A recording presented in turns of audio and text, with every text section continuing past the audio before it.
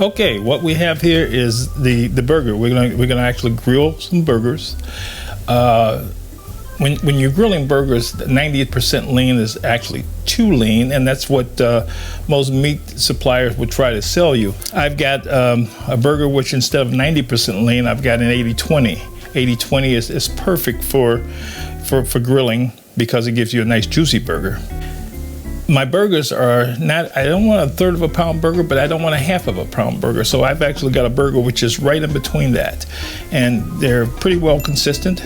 And right now the seasoning that I'm gonna use would be some Worcestershire sauce. I've got some pepper, some black ground pepper. I've got some garlic, and I've got some seasoned salt. You can use regular salt as well.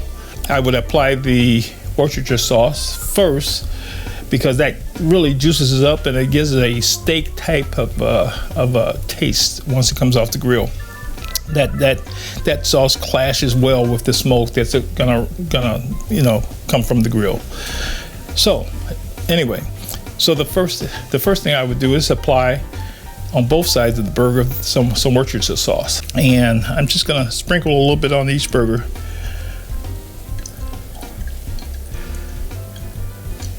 And what I'm going to do is I'm going to flip it and do the same thing. What this does is this gives us a, once it's being grilled, it gives it a great flavor. Give you more of a grilled steak-like flavor once the smoke rises up into it. And it really keeps it nice and moist. Okay, once I do that, then I'll apply just a little bit of salt on each burger.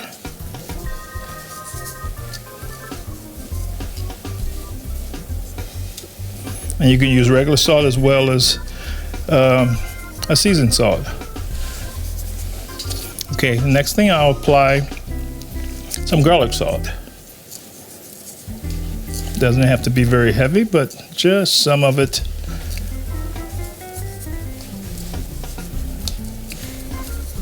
Okay. Then I will apply some ground black pepper.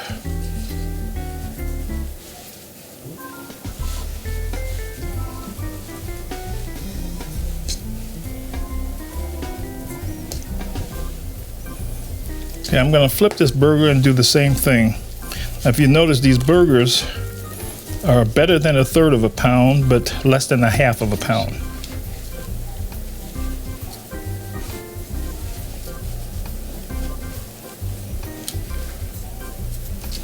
And we'll go with the garlic salt.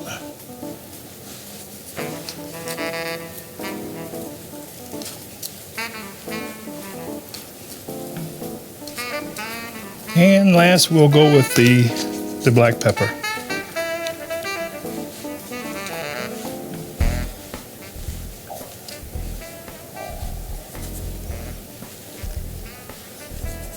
And like I said, these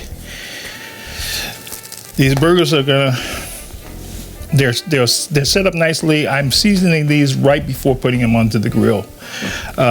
If you season them too early with the salt, the sodium tends to bleed them out. It bleeds them out to the point where you're losing a lot of your juices. So I usually season them right before I put them on the grill. Okay, right now what we're gonna do is we're actually gonna prepare our chicken for grilling.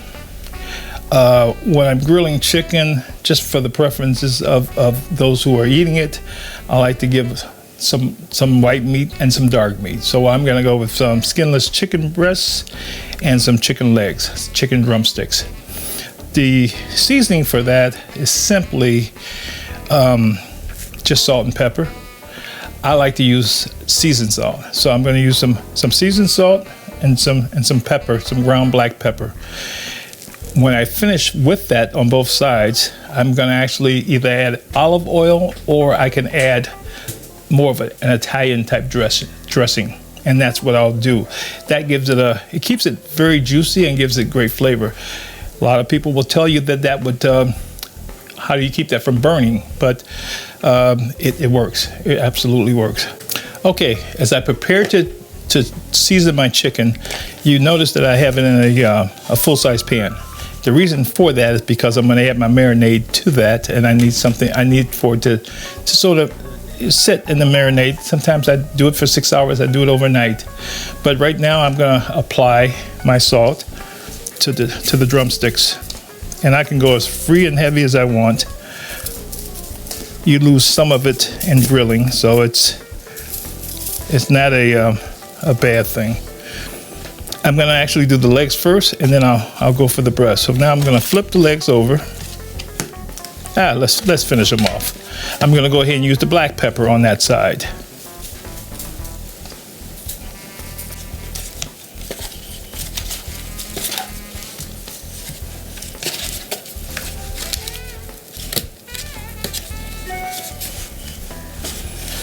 Okay.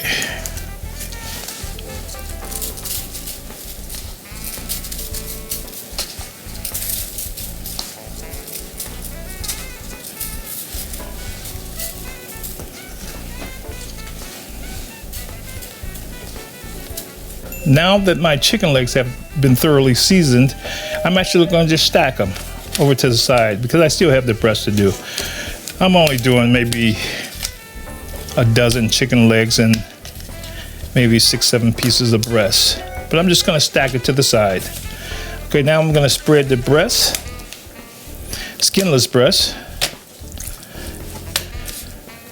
into the pan, and I'm going to start the same seasoning that I did with the legs. First, the salt.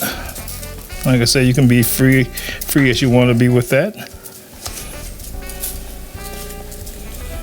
And then the pepper, the black ground pepper. Okay, I'm going to flip the breast over and repeat the process. First the salt.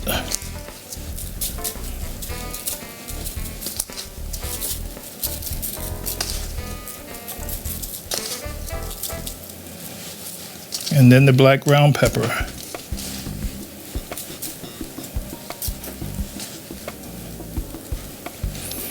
Okay, once that's done, I'm actually going to lie the chicken legs right over the top. The seasoned chicken legs, I'll just spread those right over the top of the breast. Okay, once that's done, I'm actually going to apply, and like I said, you can use olive oil, you can use an Italian dressing, you can make your own Italian dressing, but I like to give it that because that's my marinade. It will blend in with the salt and pepper of the chicken. You can see the juices of that marinade, which is simply the Italian dressing. And you can see the spotted particles that you see within any sense of Italian dressing, and that adds on to the salt and pepper that's on there already. Letting that marinate for a couple of hours or overnight, then you can apply it to the grill.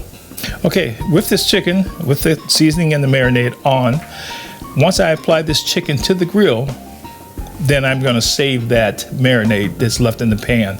When the chicken is about 3/4 of the way done, I'm actually going to just pour the rest of that right over the chicken, which is about 3/4 of the way. It's going to smoke up quite nicely, and it's going to just add to the flavor because it's going to clash with the smoke coming from the grill. The chicken is, you have the chicken, remember you have the chicken legs and you have the chicken breasts. My chicken breast is going to be more like in the indirect area of the grill, which is little to no charcoal, and my chicken legs will be completely over the fire. Okay, what we have here is a couple of nice, thick, probably 1.5 inches, a little less than 2 inches on ribeye steaks. I've got basically a U.S. choice cut of the ribeye, about 1.5 inches thick. It's a perfect steak for grilling. The other steak that's great for grilling, as far as my preference, would be the New York strip, and it's a U.S. choice cut. It's a very tender cut. I don't have to tenderize this because it is very tender itself. You don't want to do too much to the steak because the flavor, the quality of the steak and the flavor of the steak, once it's cooked correctly, brings out everything that you'll need. So what I like to do is I like to give it a little Worcestershire sauce on both sides just to juice it up. It keeps it juicy and it gives it a great flavor. And I then just apply just lightly some seasoned salt or regular salt, garlic salt, and ground black pepper. I do that to both sides. After that, I get my charcoals quite hot, and it would take me probably about maybe 12 to 15 minutes to cook these two steaks. Okay, what I'm going to do is apply some Worcestershire sauce on the top and on the bottom of the steak, and I can just freely put it on there because it's what it's going to do is it's going to really give us a nice flavor, and it's going to keep the steaks nice and juicy. Steaks are already tender because the quality is so well, but I just love the flavor that this gives it. The next thing we'll do is we're just going to lightly add. We're going to let the steak work for itself, and we're going to just lightly add a little bit of salt, a little bit of garlic salt. Some people like garlic powder, but garlic salt or garlic powder is great. And we'll apply some black ground pepper. I'm going to flip it over and do the exact same thing. I've got the residue effect of the Worcestershire sauce on the paper there, on the foil. I'll apply the seasonings the same way on the other side. That's salt, garlic salt, and ground black pepper.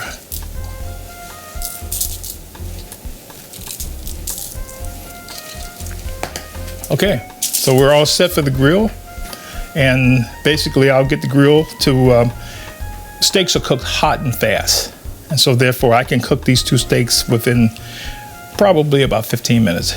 It depends on the wellness of it. Okay, what we have here is the pork butt. Some people call it the pork booty, the pork butt. Some people call it, well, the shoulder is totally different, but it's almost the same. But this is the pork butt. This pork butt actually is about just a little less than 7 pounds. Pork butt is used for pork steaks. As far as going on the grill, is usually used for your pulled pork. You can see there's a little bit of fat on one side, quite a bit more fat than it would be on maybe a brisket or something. But you have fat on all sides, mostly on one side. Okay, dry rub.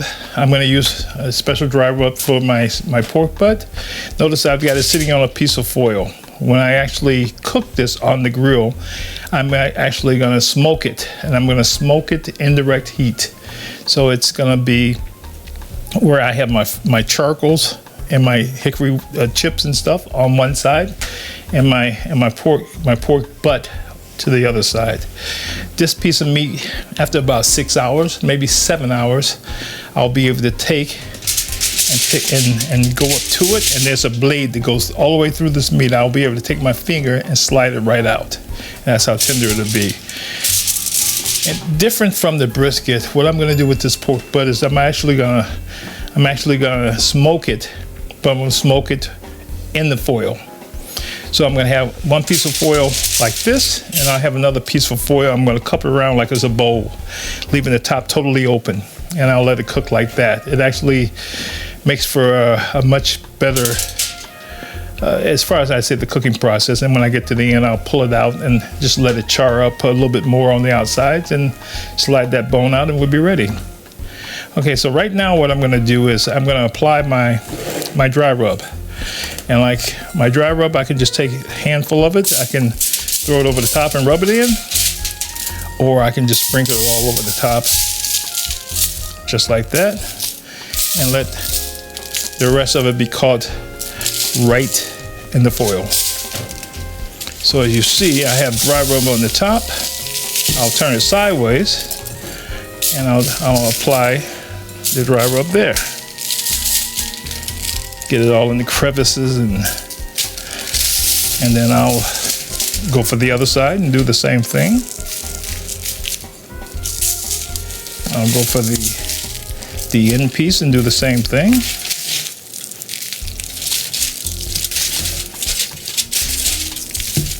And then I'll go for the top or the bottom and put the dry rub in there. So you can see I'm freely using this dry rub and just letting it just fall into the foil. And when I roll the foil up like that, I've got the dry rub in there. And actually I'm going to reach for another piece of foil, and I'm going to cup this like this. I'm going to put it into another piece of foil like this. This is heavy duty foil. And I'm going to cup it up around like a bowl. So when I'm actually smoking this on the grill, it'll be exposed just like that. So it all will be exposed, but what I want is I want to collect those juices. I want those juices to collect around, and it's really going to make that tender, but at the same time, it's going to smoke it. I don't want to cover it. I want to get the smoke flavor all the way through. It takes a little time to get the smoke flavor through the pulled pork. It takes a much longer time to get it through brisket, and it takes a lot less time to get it through chicken. But I'm just going to cup it around like that, and if I've got more dry rub, I can just, while it's all cupped like that, I can just sprinkle it right over the top. Now with that, just like that, I can cover that up and put it in and refrigerate it overnight. And once I get the morning before putting it on, you'll see that it's like a syrup base, because where this dry rub is dry right now, it becomes very wet, and it's going to have a reddish look to it. And that's mostly because I have part of this dry rub is the Spanish paprika, and Spanish paprika has a sweetness to it versus the Hungarian paprika, and it just it gives it a lot of flavor. That's why when you see people eating pulled pork on a bun or a roll, it's usually something with some sweetness to it. So this is a pretty piece of meat, and it's much more forgiving than a brisket. With this, you can somewhat overcook it, and it's still alive and well. With a brisket, if you overcook it, you can kill it. So with this one, you can be a novice, and you can be not as good, or somebody who's just trying it for the first time, and you can actually come out with a winner. But this is a beautiful piece of meat, and if I had 8 of them, I would cup them all the same way and put them on the grill all in direct heat and let it ride. Okay, what we have here is some full slabs of spare ribs. The first thing I want to do with these spare ribs is, if you look at this spare rib here, it's a full slab. You can't cook a full slab because there's a tip line on it. So what I'm going to illustrate to you is I'm going to take these 4 slabs, and I'm going to take a boning knife, and it's cutting through some bone area, but mostly gristle. I'm going to cut that rib line off, and so each slab of ribs will be like one big rectangular piece. So this is what I'm talking about.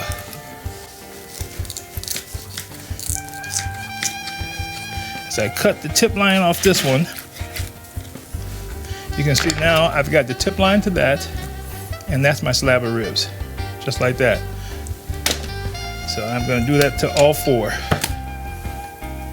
And you might say, where do you know to cut? Well, I just know. It's I've been doing this for a while, and I know exactly where to cut through.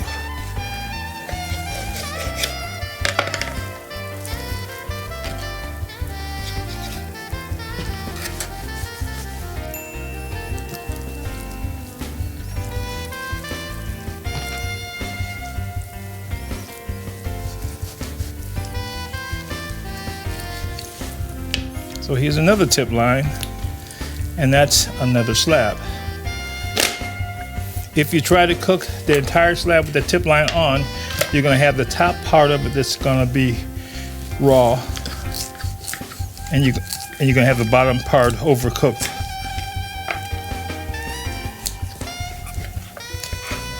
Or vice versa. So here's another one. That's a full slab of ribs. is another tip line. We're not gonna throw those tip lines away. We're gonna actually cook those, and we're gonna eat those as well. Here's the rib side of the meat. This is the back side of the meat. You can see how thick that rib is. So the first 6 bones up top are thicker than the last 6 bones at the bottom. You have the tip lines that came off each one of these ribs also, which has been separated. And then, like I said, the meaty side is on this side, and this is the back side of the rib. And sometimes you'll see some excess fat on the back side. A lot of times, some of the loose fat, I don't worry about it because as it's being grilled, it's gonna burn right off. Okay, so right now, I'm gonna do something really simple. I'm actually gonna season these slabs of ribs with basically a Lori seasoned salt, black pepper, and Spanish paprika. So on the back side, I will lightly season them on the back. Your meaty part is on the top side, but I like to season them on both sides anyway. And while I'm doing that, these tip lines, I'm gonna actually season those with the same salt, the seasoned salt. Okay, I'm gonna actually take pepper, ground black pepper, and season that part of it as well.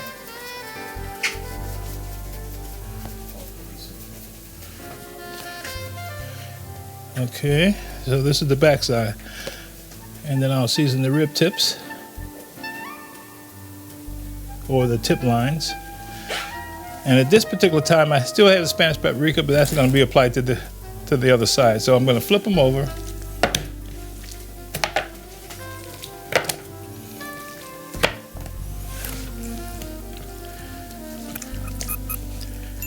And I'm going to do the same thing, but my last ingredient on this will be the Spanish paprika. So I'm going to season. Now I'm going to actually season this a little bit heavier on the meat side with the seasoned salt.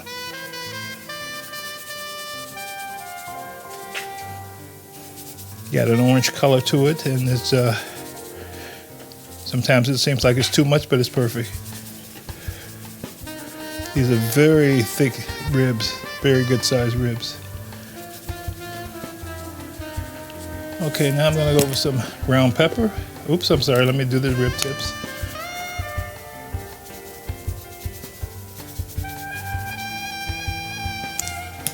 And now I'll go with the ground pepper.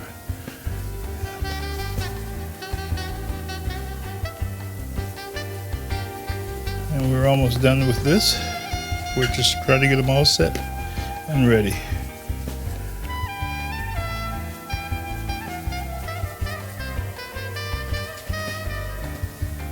And I'll do the rib tips also. Okay, now I'm gonna go with the Spanish paprika. There's a sweetness to this.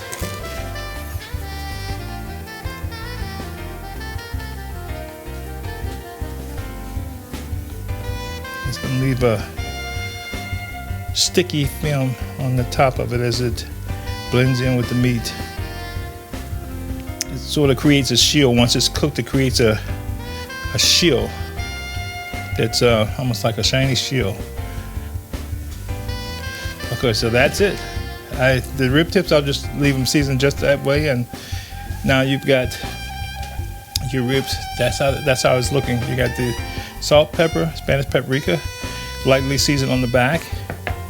I'll stack these into the pan,